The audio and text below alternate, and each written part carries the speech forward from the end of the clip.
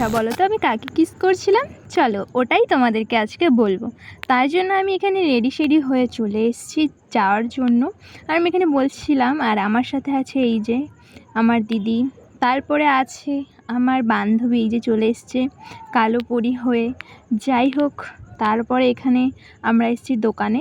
এই দোকান থেকে কিছু একটা নিতে হবে, কিছু না নিয়ে তো যাওয়া যায় না। চকলেট নিয়ে নিয়েছি আমরা একটা ছোট্ট করে। তো তারপরে এই যে প্রতাপনগরের ভিউটা দেখতে দেখতে আর টুকটুক করে সাইকেল চালাতে চালাতে যাচ্ছিলাম আমরা তিনজন, মানে তিনজন না সরি 5 জন। কারণ কি, আমার দিদির ছেলে ওই যে আছে, আর হচ্ছে কি ওই আমার বান্ধবীটার ছেলেও আছে। আর আমার সাইকেল চালাতে চালাতে না অনেকটাই কষ্ট হয়ে গেছিলো, তাই জন্য আমার দিদিকে বললাম তুই এখন সাইকেল চালা। আর আমি না অনেক দিন ধরে সাইকেল চালাই না, ওর জন্য অনেকটা কষ্ট হচ্ছিল। যাই হোক, তারপর এখানে চলে এসেছি বাওরের পাশে।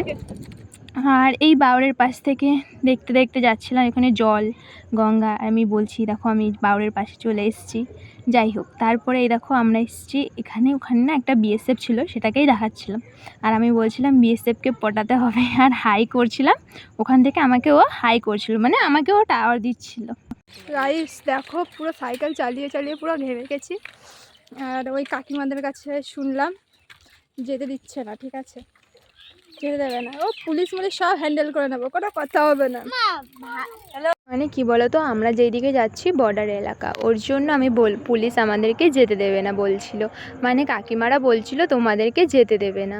তো আমি বললাম সব কিছু আমি হ্যান্ডেল করে নিতে পারবো, মানে বিএসএফদের সাথে আমি কথা বলে, আমি যেখানে আছে আমি কথা বললে আমাকে যেতে দেয়। যাই হোক, তারপরে এই যে আমি বাঁশবাগান থেকে আসলাম, আর আমরা খুব হাসাহাসি করছিলাম, মানে এনজয় করতে করতে যাচ্ছিলাম।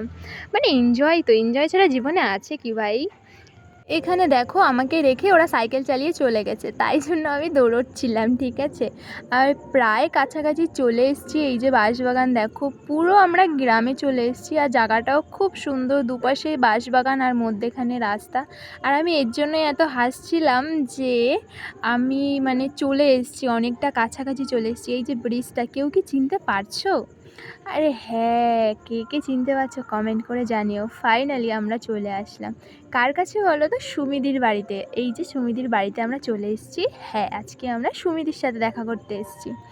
আর এখানে আমি সুমিদিকে বলছিলাম ও সুমিদি ও সুমিদি। তারপরে ফাইনালি যখন সুমিদিকে সামনে থেকে দেখলাম, আমার অবস্থা যাই হোক, এই যে সুমিদি চলে এসেছে আর আমি সুমিদিকে জড়িয়ে ধরেছি। অনেক দূর থেকে আসলাম, তারা তোমাদের একটা ছোট্ট একটা গিফট। দেখো বুড়োটা আমার জন্য ভালো খাই।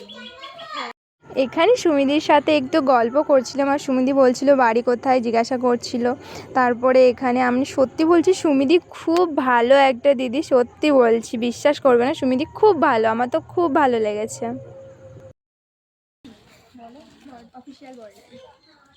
অফিসিয়াল বর্ণালী, প্লিজ একটু সাপোর্ট করো, ভালোবাসা দিও। তোমাদের ভালোবাসার খুবই প্রয়োজন। দেখো আজকে কোথা থেকে এসছে, আমাদের বনগাঁই অবশ্য বাড়ি, অনেক দূর।